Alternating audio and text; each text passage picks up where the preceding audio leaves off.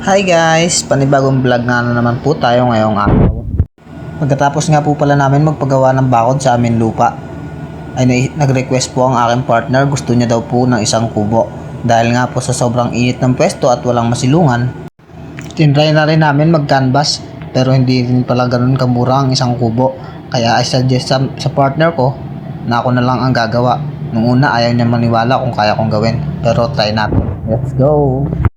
Siyempre sa paggagawa ng kubo, una kailangan mo kawayan.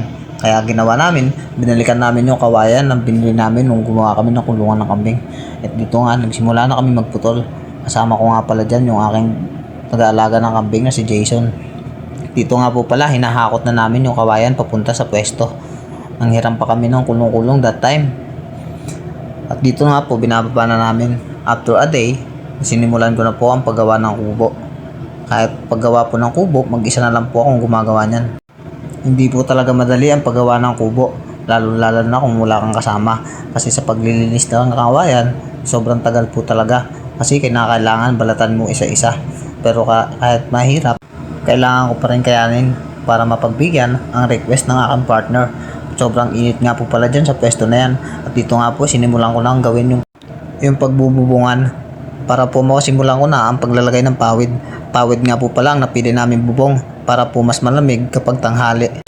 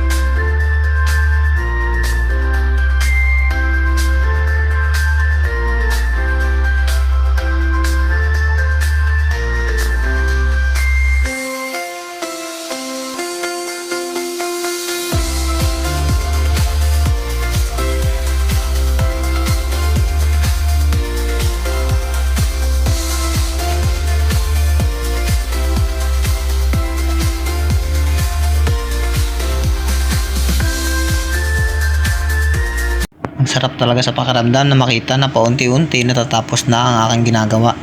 Noong una walang naniniwala. Pero sabi ko sa sarili ko, kaya ko naman. Ganoon naman talaga. Walang ibang mas nakakakilala ng kakayahan natin kundi ang sa sarili natin. Dito nga sa part na to ay nagawa ko na yung upuan paikot at nalagyan na rin ng sahig paunti-unti. At sa mga gusto nga palang makita hanggang sa matapos ang ginagawa kong kubo, huwag nyo sanang kalimutan mag-follow para lagi kayong updated sa aking ginagawa. Hanggang sa muli, paalam!